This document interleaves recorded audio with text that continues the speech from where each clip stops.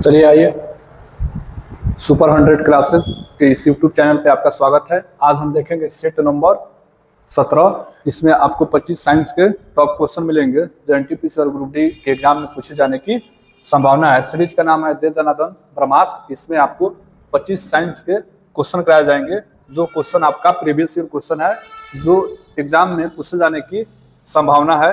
चलिए प्रश्न की ओर चलते हैं। प्रश्न एक है, लार में कौन सा एंजाइम पाया जाता है?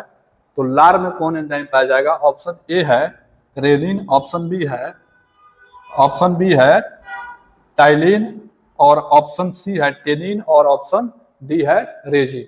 तो लार में टाइलिन एंजाइम पाया जाता है। ऑप्शन ए, ऑप्शन बी आपका करेक्ट हो जाएगा। अगर ऑप्शन ए की बात करें रेनिन, तो रेनिन क्या होता है? तो कहेंगे यह एक एंजाइम है, यह एक प्रकार का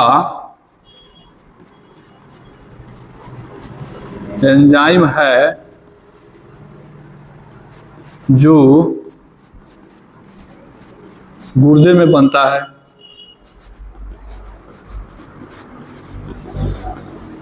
रेनिन का काम क्या होता है? तो कहेंगे यह दूध और प्रोटीन के पाचन में सहायक होता है।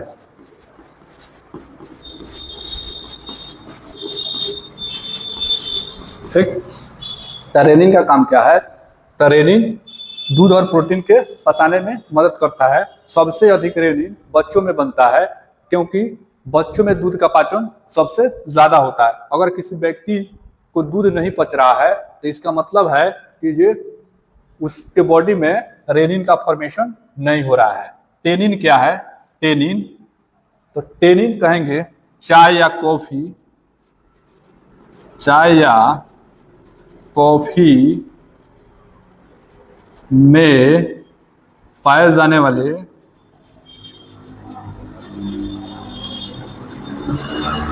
नशीला पदार्थ है। नशीला पदार्थ है।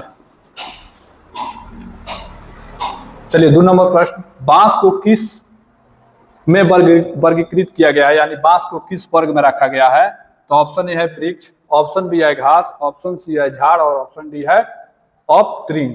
तो बांस घास वर्ग में रखा गया है। ठीक है, तो ऑप्शन बी आपका सही हो जाएगा। 3 नंबर प्रश्न है, जैव विकास को सर्वप्रथम किसने समझाया? यानी जैव विकास को सर्वप्रथम किसने समझाया था? ऑप्शन ए है Newton, option B Einstein, option C है डार्विन, और ऑप्शन डी है लैमार्क। तो ऑप्शन डी हो जाएगा।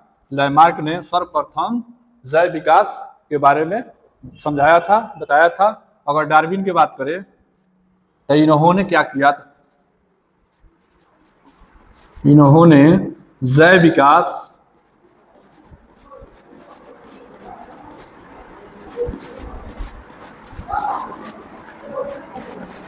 सिद्धांत को प्रतिपादित किया। क्वेश्चन पूछेगा जैव विकास के सिद्धांत को किसने दिया? तो कहेंगे डार्विन ने। लेकिन क्वेश्चन ये पूछेगा जैव विकास को सर्वप्रथम किसने समझाया, यानी किसने बताया? तो लैमार्क ने। अगर सिद्धांत लगा देगा तो डार्विन हो जाएगा आंसर। चलिए 4 नंबर प्रश्न, निम्न में से कौन सी गैस वायु को प्रदूषित नहीं करता है? तो वायु को प्रदूषित नहीं करने वाले गैस का नाम पूछा है। ऑप्शन ए है ऑक्सीजन, ऑप्शन बी है कार्बन मोनोऑक्साइड, ऑप्शन सी है नाइट्रोजन ऑक्साइड, और ऑप्शन डी है सल्फर ऑक्साइड। ठीक, तो यहाँ पे आपका आंसर करेक्ट हो जाएगा ऑप्शन ए, ऑक्सीजन वायु प्रदूषक गैस नहीं है।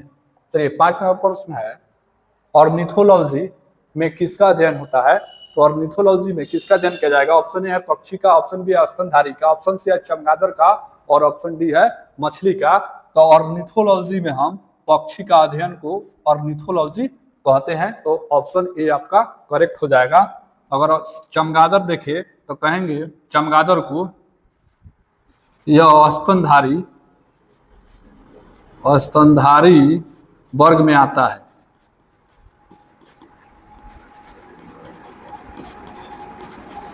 तो ये चमगादड़ पूछता है कि चमगादड़ किस वर्ग में आता है। ठीक है, तो याद रखिएगा स्तनधारी वर्ग में आता है चमगादड़।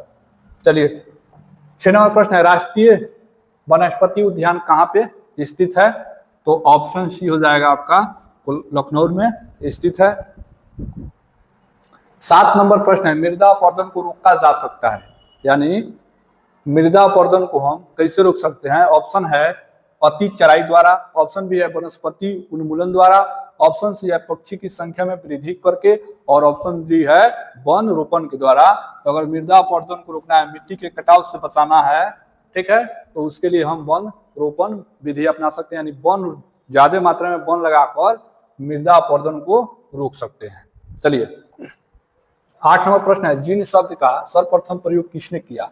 तो जीन शब्द का सर्वप्रथम प्रयोग ऑप्शन ए है वाल्डेयर ने, ऑप्शन बी है वाटसन, ऑप्शन सी है क्रिक, और ऑप्शन डी है जोहानसन ने।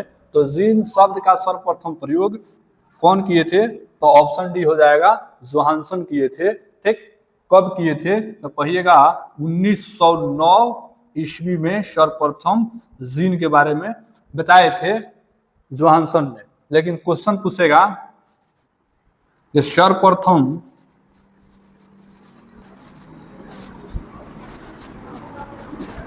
प्रयोगशाला में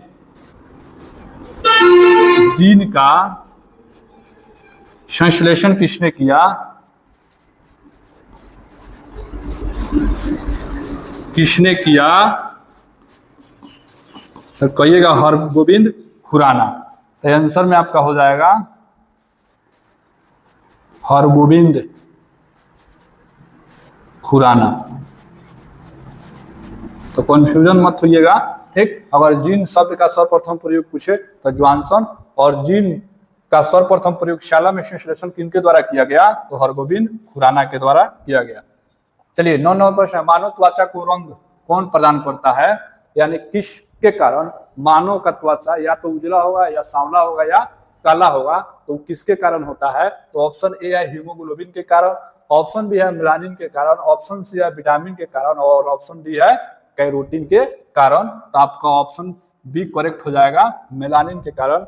मेलानिन एक ऐसा पिगमेंट है जो आपके त्वचा को कलर प्रदान करता है, यानी आपके बॉडी में मेलानिन की मात्रा अधिक है तो इसका मतलब आपका त्वचा ज्यादा काला होगा। ठीक है, हीमोग्लोबिन क्या है तो कहेंगे ब्लड का जो रंग होता है, ब्लड का रंग लाल होना किसके कारण तो कहिएगा हीमोग्लोबिन के कारण। अगर विटामिन के बात कहें तो विटामिन शब्द किसने दिया तो कहिएगा विटामिन शब्द जो है, विटामिन शब्द फंक दिए थे, फंक 1912 ईस्वी में दिए थे। ठीक है, कैरोटीन क्या है तो कहिएगा कैरोटीन जो है यह पत्तियों में पीला रंग प्रदान करता है। कैरोटीन के कारण, यानी इसके कारण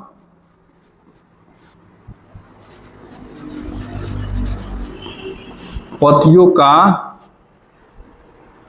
पीला रंग।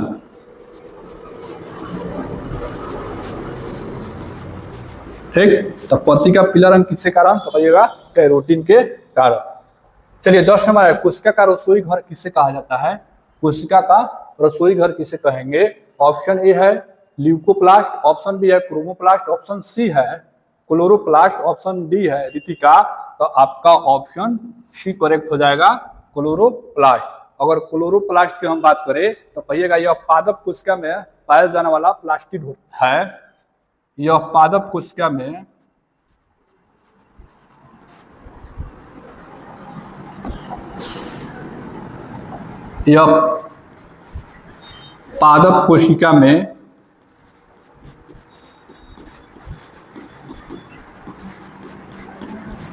पाए जाने वाले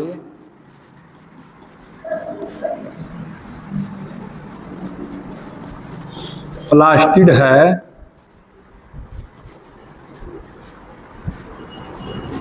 जो इसका काम क्या है, तो कहेंगे जो प्रकाश संश्लेषण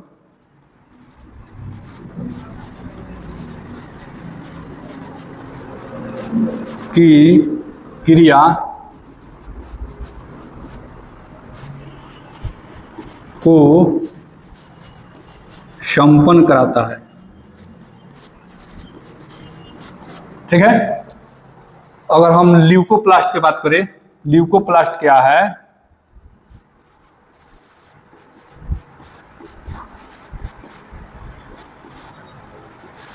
तो ल्यूकोप्लास्ट क्या है, तो कहिएगा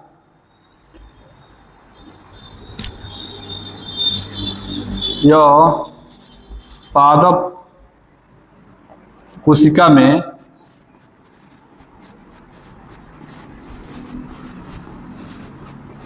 पाए जाने वाला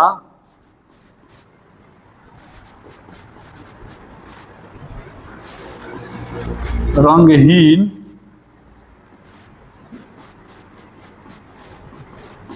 प्लास्टिड होता है। चलिए 11 नंबर प्रश्न। चलिए आप लोग के लिए मोटिवेशन है जो आपको ऊर्जावान बनाएगा और चेहरे पे मुस्कुराहट लाएगा। मुश्किल नहीं है कुछ दुनिया में, मुश्किल नहीं है कुछ दुनिया में, तू जरा हिम्मत तो कर, ख्वाब बदलेंगे हकीकत में, तू जरा कोशिश तो कर।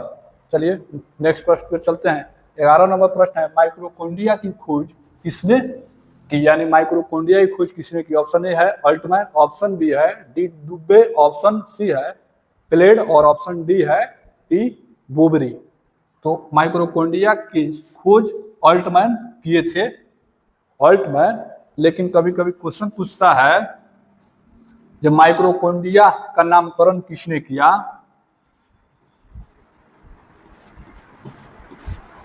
माइटोकॉन्ड्रिया का नामकरण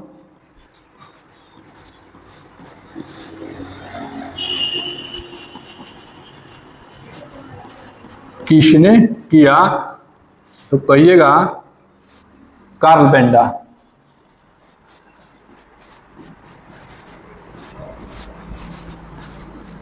कार्ल बेंडा। तो कार्ल बेंडा माइक्रोकोन्डिया के नामकरण किए थे, जबकि खोज अल्टमैन ने किया। चलिए 12 नंबर प्रश्न है, पौधे में वाष्पोत्सर्जन की क्रिया किससे होती है, यानी किससे होती है सबसे, तब पूछ रहा है पौधों में वाष्पोत्सर्जन की क्रिया किसमें होती है। ऑप्शन ए है जड़ के द्वारा, ऑप्शन बी है तना के द्वारा, ऑप्शन सी है पत्ती के द्वारा और ऑप्शन डी है पूरा पौधे के भाग से। तो वाष्पोत्सर्जन की क्रिया जो होगा ये पौधे के पूरे भाग से होगा, तो ऑप्शन डी आपका करेक्ट हो जाएगा। चलिए 13 नंबर प्रश्न है, तारपीन का तेल प्राप्त किया जाता है। तो तारपीन का तेल का मैंने कहां से हम प्राप्त करते हैं, तो कह रहा है नेटम से, बी है साइकस से, सी है देवदार से और डी है चीड़, यानी चीड़ के वृक्ष होता है तो उससे। तो ऑप्शन डी आपका करेक्ट हो जाएगा, चीड़ के पेड़ से तारपीन का तेल बनता है। स्मेल वाला तेल होता है, अजबे महकता है। ठीक है, इसका जो स्मेल होता है ना तीखा होता है। तो अब देख इसका प्रयोग कहाँ होगा, तारपीन के तेल के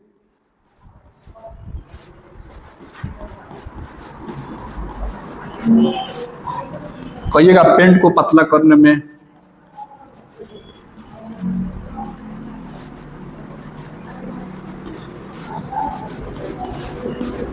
पेंट को पतला करने में, उसके बाद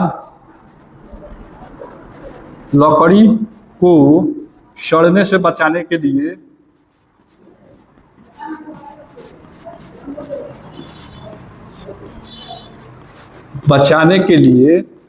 तारपीन के तेल का लेप लगाया जाता है। उसके बाद जंग को रोकने के लिए, जंग को रोकने के लिए तारपीन के लेप लगाएंगे। ठीक, तो यहाँ पे इसका उपयोग किया जाएगा।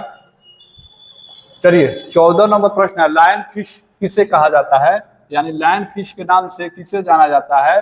तो ऑप्शन ए है स्टिंगरे, ऑप्शन बी है टेरोइस्ट बोलियंस, ठीक है, ऑप्शन सी है क्लोरोफाइलिन जॉर्डन और ऑप्शन डी है लोबियो रोहिता। तो आपका लायन फिश के नाम से जाना जाता है ऑप्शन बी टेरोइस बोलियंस को, ठीक है। तो ऑप्शन बी आपका करेक्ट हो जाएगा।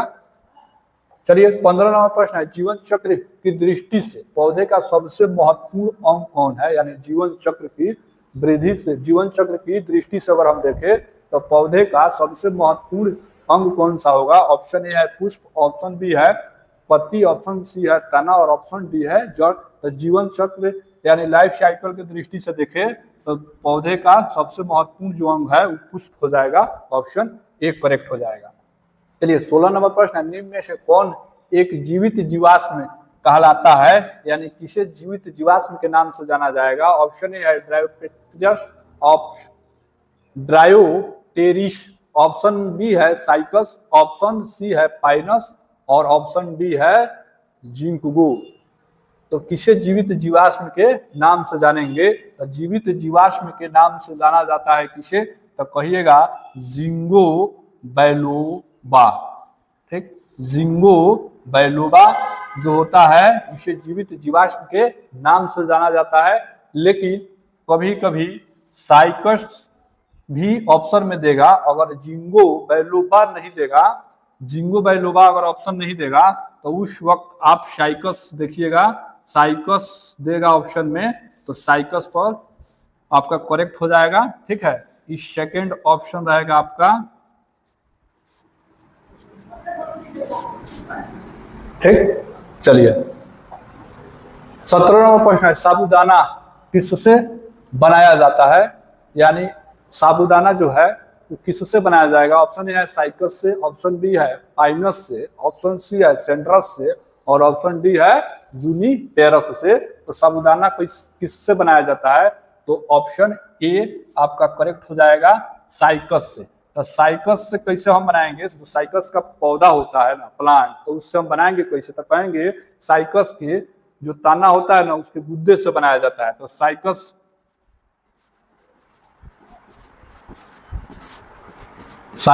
के तने के गुद्दे से क्या बनता है? तो कहेंगे साबूदाना बनता है, ठीक है।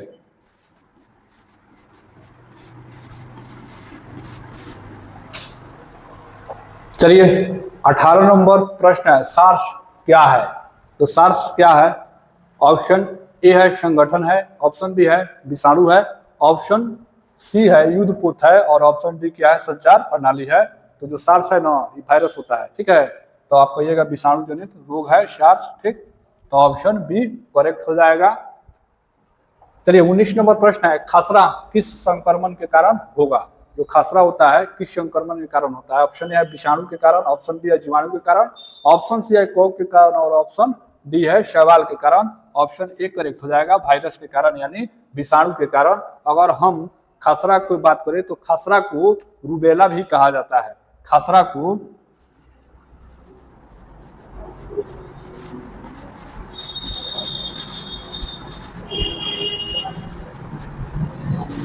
रूबेला भी कहा जाता है।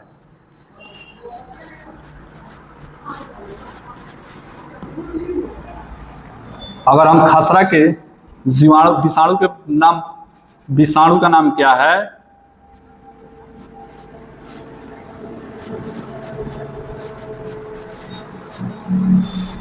यानी जो खसरा विषाणु से होगा तो उस विषाणु के नाम क्या है? तो कहिएगा morbilli virus.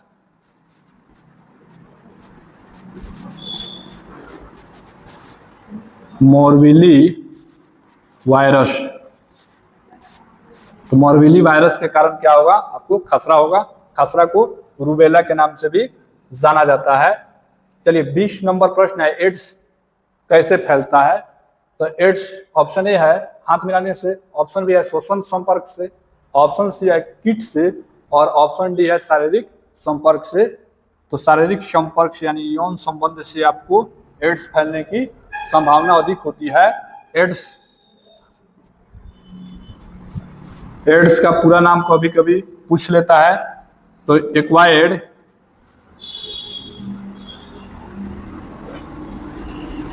Immuno deficiency syndrome. Acquired amino deficiency syndrome AIDS का पूरा नाम है। एड्स किस वायरस के कारण होगा? तो कहिएगा HIV वायरस के कारण एड्स होता है। HIV AIDS. अब इसके जांच के लिए जांच, कौन सा जांच? तो कहिएगा एलिसा टेस्ट। एलिसा टेस्ट कराया जाता है। चलिए 21 नंबर प्रश्न है, निम्न में से कौन सा जीव अपनी त्वचा से सांस लेता है? तो त्वचा से कौन सांस लेगा? ऑप्शन ए है मछली, ऑप्शन बी है कबूतर, ऑप्शन सी है मेढक और ऑप्शन डी है तिल चट्टा। तो ऑप्शन आपका सी करेक्ट हो जाएगा। जो मेढक है ये त्वचा से सांस लेता है, लेकिन मेढक जो है ये फेफड़ा से भी सांस लेता है। तो देखिए, जब मेढक पानी में होगा, मेढक पानी में रहेगा, पानी में, तो त्वचा से सांस लेगा, त्वचा से सांस लेगा। लेकिन जब मेढक स्थल पर हो, स्थल पर, तो उस समय जो मेढक है ये अपने फेफड़ा से श्वसन करेगा।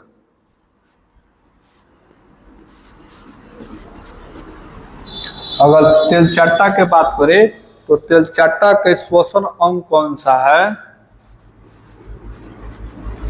श्वसन अंग तो कहिएगा ट्रेकिया। ट्रेकिया के माध्यम से श्वसन करता है ट्रेकिया। ठीक। अब जो कबूतर है, तो कबूतर का श्वसन अंग क्या होता है? कबूतर का श्वसन अंग, तो कबूतर का श्वसन अंग फेफड़ा। और मछली का श्वसन अंग क्या होगा? तो कहेंगे गलफड़ा। चलिए नेक्स्ट प्रश्न पर चलते हैं। 22 नंबर प्रश्न है, निम्नलिखित में से किसके द्वारा दूध खट्टा होता है? यानी दूध में खट्टापन किसके कारण आएगा? तो ऑप्शन ए है प्रोटोजोआ, ऑप्शन बी है बैक्टीरिया, ऑप्शन सी है वायरस और ऑप्शन डी है निमेटोडा। तो आपका ऑप्शन करेक्ट हो जाएगा सी, बैक्टीरिया के कारण दूध खट्टा हो जाता है। तो किस बैक्टीरिया के कारण? तो उस बैक्टीरिया का नाम है लैक्टोबैसिलस। लैक्टोबैसिलस। तो लैक्टोबैसिलस बैक्टीरिया के कारण दूध खट्टा होगा। ठीक है। चलिए 23वां प्रश्न, मानव निर्मित प्रथम कृत्रिम रेशा कौन सा है? तो मानव के द्वारा बनाया गया प्रथम कृत्रिम रेशा का नाम पूछा है। तो रेयॉन, नायलॉन, पॉलिएस्टर और टेरिकॉटन, ये सभी क्या है? तो कृत्रिम रेशा है। लेकिन प्रथम पूछा है, प्रथम मानव निर्मित रेशा। ठीक है। तो ये कौन सा हो जाएगा? आपका ऑप्शन बी हो जाएगा नायलॉन को। नायलॉन को कब बनाया गया? तो 1930 ईस्वी के में बनाया गया था नायलॉन को। चलिए 24 नंबर प्रश्न है, फलों का मधुर स्वाद किसके कारण होता है? यानी फल मीठा किसके कारण होगा? ऑप्शन ए है राइबोज, ऑप्शन बी है लैक्टोन्स, ऑप्शन सी है फ्रुक्टोज और ऑप्शन डी है माल्टोज। तो फल का मीठा स्वाद फ्रुक्टोज के कारण होता है। तो ऑप्शन सी आपका करेक्ट हो जाएगा। 15 नंबर प्रश्न है, केचुए में कितनी आंखें होती है? तो केचुए में आंखों की संख्या पूछ रहा है। जिस तरह मनुष्य में आंख की संख्या 2 होती है, उसी तरह केचुए में पूछा है। तो केचुए में आंख की संख्या नहीं होती है, उसमें आंख नहीं होता है। ठीक। अगर केचुए की बात करें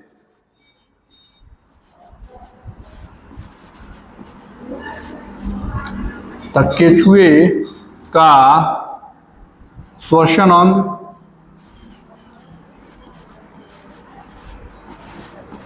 तो कहिएगा त्वचा। त्वचा से सांस लेता है केचुआ। अगर केचुए को